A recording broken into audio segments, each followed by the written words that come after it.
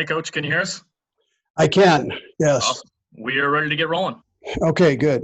So listen, we're excited to be back. We've had now a chance for the rookies to go through the first phase of this training camp, and that's lifting and conditioning with a walkthrough. And then they were able to start today with their padded shirts and helmet practice, and that went well. Again, numbers are minimal for how many rookies we have. So, but we were able to get some work done with them, which is great. I mean, for not having the time that we had before, to have it now is perfect. So, and then the veterans are continuing to lift. They've got about 4 more days of that program and conditioning. So, and then they'll be back up and going through this same process with that the rookies are with the padded shirts, and we'll kind of mesh them together at that point, and everybody will work together. So the rookies went this morning separate from the veterans. So they had a little bit earlier practice than what the veterans did. Anyways, all's gone well. Damian Williams, I think we're all aware of that. We haven't met since then, but most of all, we wish his mother the best, and she has suffered right now, and for Damon to take the time to be with her, I think that kind of explains it right there. So we're all with him as he works through that, and I think that kind of catches us up transaction wise where we're at. So, anyways, with that, time's yours. Let's go to Adam Teicher. Go ahead, Adam. Hey, Andy, how you doing? I'm doing good, Adam. Thank you. Good. Andy, do you have any plans to quarantine Pat or Chad Henne or Matt Moore or any of your quarterbacks? And if so, what's that going to look like? Yeah, so we're not in a position where you can quarantine guys. So that's not the way the camps are set up. And what's in the collective bargaining agreement. So, which I understand. Now that's where it becomes important that everybody takes care of themselves the best they can when they're away, and also in the building. But most of all, when they're away, they've been doing a great job, Adam, of wearing masks, doing the right things in meetings, and with that. On the practice field when needed. Again, that's not mandatory there, but certain guys wear them, certain guys don't. But I'm going to tell you, the guys have been so diligent about it, and they remind each other about it. Our players committee has been phenomenal with it. So reminding guys in their positions. Let's go to Herbie. Go ahead, Herbie. Hey, good morning, Coach. How are you doing? Hi, Herbie. Good morning. Hey, 2 questions here for you, Coach. With the opt-out deadline being pushed back to the end of the week, Thursday or Friday, according to numerous reports, how much do you anticipate other players electing to go that route as far as discussions you've had with them? And then the second question, Osemele, what is he giving you at the guard position or even along the offensive line, and how do you project using him? Yeah, so as far as opting out, that's at the player's discretion. I mean, I don't know, and that's not because I don't communicate with the players. It's just that that's a personal thing for them. So I don't interfere with that. As far as Osemele goes, I sure like him, and we had him in the Pro Bowl one year, and I liked him there as a guy, and I'm glad he's with us. So it builds a depth for us and competition. And Herbie, as you know, that generates good offensive line player or any position play when you have that kind of competition.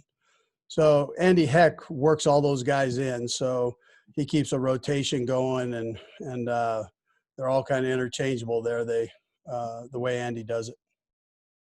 Let's go to Nate Taylor. Go ahead, Nate. Hey, Andy. Good to see you this morning. Hey, Nate. Yeah, likewise. Because you guys won't have preseason games this year, I'm just wondering how much you had to sort of adjust your training camp schedule as you ramp up to the scheduled home opener. How much will that affect line play position, both on offensive, defensive end? And then secondly, because you get more men at the offensive line position. Just how do you think Andy Heck is going to rotate those guys in when you know you're not going to have an opponent to sort of look at from film-wise to suggest who should be the starter for opening day? Yeah, so we'll get a feel on that.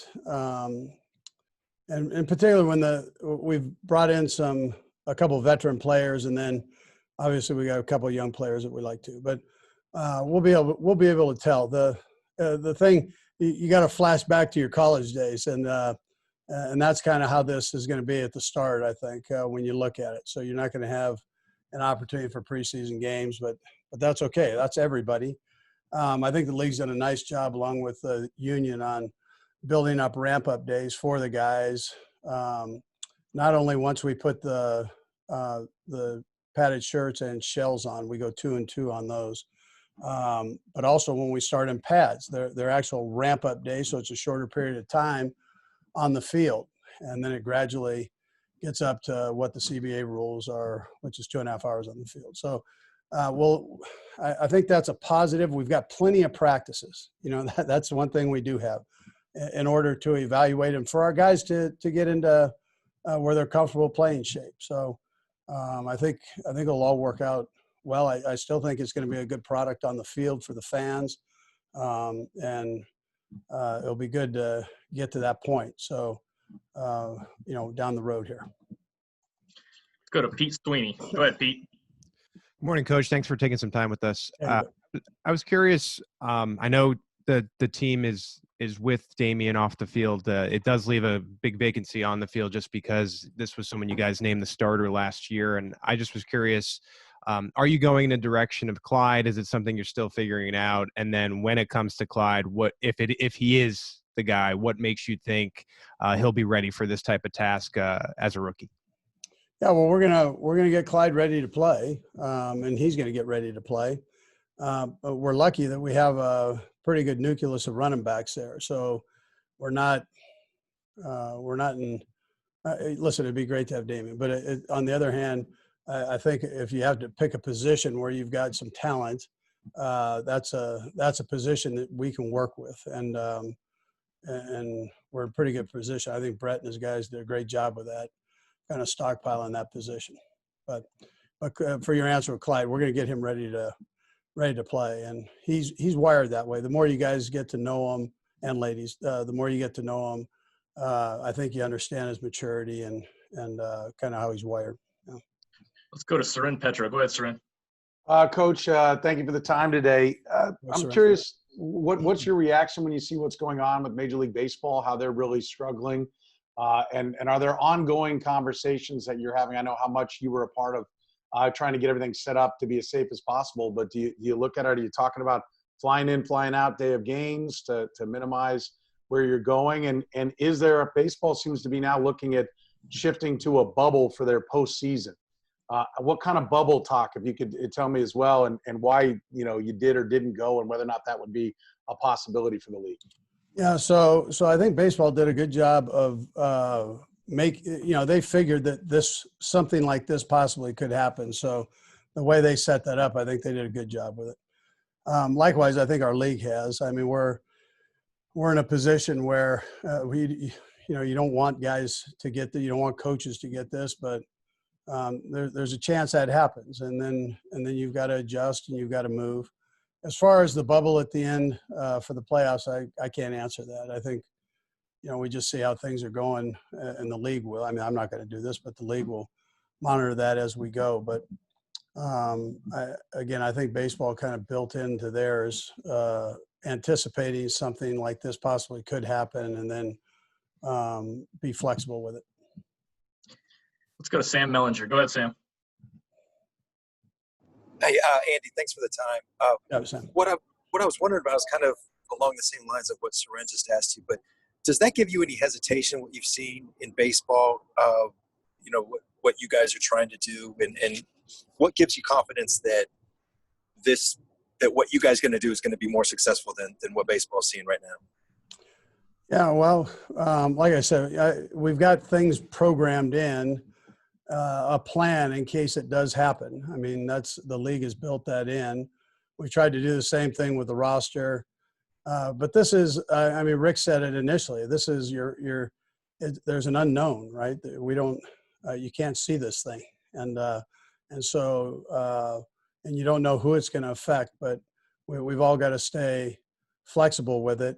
And as long as we do that, and I think as long as the coaches and the players do the best they can, to wash their hands and keep the mask on and social distance, and then do that same thing in building and out of building, I think, you can make this thing happen. So, and then we'll just see. We'll see how it goes.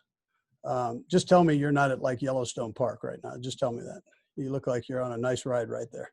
Yeah, I wish. No, we are on our way back home. We're taking full advantage of the work from home policies here. All right. I'm not driving. I see that. All right, guys, let's go to Vahe. Vahe, go ahead. Hey, Andy, good to see you. Likewise, Vahe. This might seem like ancient history to you now, but I wonder if after the Super Bowl, it can point to one particular sort of quiet moment of we did it that was when you just stopped and appreciated it. And related to that, I just wonder what the difference feels like between the burn you guys had after last season losing to the Patriots and what you come in with this feeling. Yeah, well, I think in both cases, we have a team, and Brett, I mean, my hat goes off to Brett for the job that he did, but we have teammates that like each other, like being around each other. The coaches like being around the guys. So we've had that atmosphere here for a couple of years now. Not that we didn't before, but I mean, you're asking me about the 2 years. But so I haven't noticed a lot of difference there. I think Vahe, kind of having been through this, once you get there, you want to get back. And so that's well and good. But you got to go through the process. And I think they all know that. And they're working hard right now. And so what you do is you go off of those indicators and response. Are the coaches working hard? Are the players working hard? That's most important right now. And I see that. So that's got to continue now throughout. And heck, there are going to be some up and downs, right? I mean, that's how seasons are. It happens in games. It happens during the season. And you got to work through that and stay positive and work to get better every day and every week. So that's kind of where our emphasis is right now. And I haven't seen anything that has retracted me or my feelings on that they're not willing to work. Let's go to Mick Schaefer. Go ahead, Mick.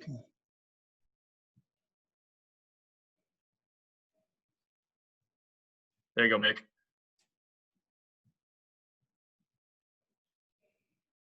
Mick, you got us?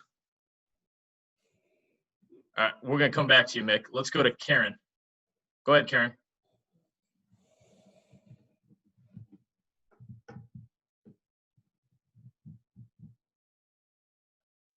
All right. Hi, Coach. How you doing, Karen? Great to see you, sir. Two questions. One, have you been able to talk to Coach Peterson after his COVID diagnosis? And the other thing is just when you do start preparing for contact, besides breathing on each other on the line, there's sweat, there's blood, what kinds of things are a step up in protection that we can expect to see once the season gets going and there's contact there? Yeah, so I think what the league has said, it's a contact sport. And I would just, again, reference back to them. It's a contact sport. We're going to try to limit, I think you try to limit the amount that you have there, although you got to practice it. So, and then take as safe measures as you can with it. So Oakley's come out with some different things that the players will experiment with, and whether they like it or not, they can experiment with it and put it in that position. But we're going to do the best we can with the situation. So.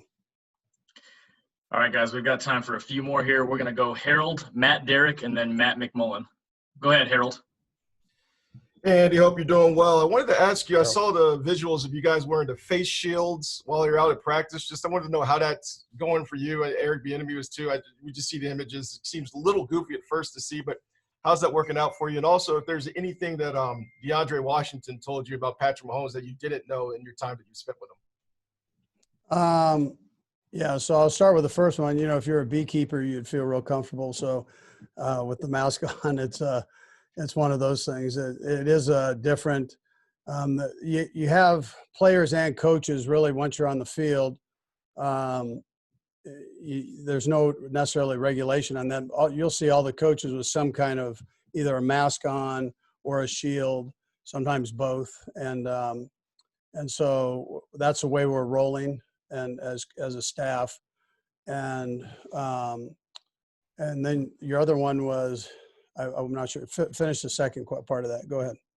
The DeAndre, you kind of. Anything DeAndre has told you about Patrick that you may not have known since they both spent time at Tech together? No, they're no, neither. I haven't talked to either one about it. So yeah, either. Let's go to Matt Derrick. Go ahead, Matt. Hey, Coach. Good morning. Morning. Circling back to Clyde Edwards-Helaire, a week or so ago, he told us that picking up the playbook had been really easy for him. How much of that points to his high football IQ, and how much of that is, rookies not really getting a chance to get on the field in the offseason and really, see what the NFL is? Yeah, so I think the virtual party took it serious and studied. And then he's a sharp kid. I mean, he's been blessed upstairs there. So he picks things up fairly easy. Now, we'll overload him here once the veterans get in. I mean, that's just how it goes. And we'll see how he does. I wouldn't expect anything different than what I've seen now. He's a proud kid that wants to make it right and is willing to work to do it. So he on and off the field, which is important. Let's go to Matt McMullen for our final one. Hey, Coach. It's obviously been a very unique offseason, obviously, with working with these guys virtually. But as a coach, you finally get to work with these guys in the building one-on-one. Just how excited are you as a coach to be able to finally do that? Yeah, so it's great to have them back. I mean, I like the energy that they have. Like I said, they like being around each other, which is important. And they're willing to work. So they've been with Barry most of the time with the lifting and conditioning phase. But the times that we've had them in meetings and then for the walkthrough, they've been great. And then to have the rookies today actually be able to put a helmet on was kind of fun to watch. They moved around pretty good, even though the numbers we don't have a lot of bodies out there, but they sure worked well. Coach, we appreciate the time today. Thank you. Okay, thank you. Appreciate it.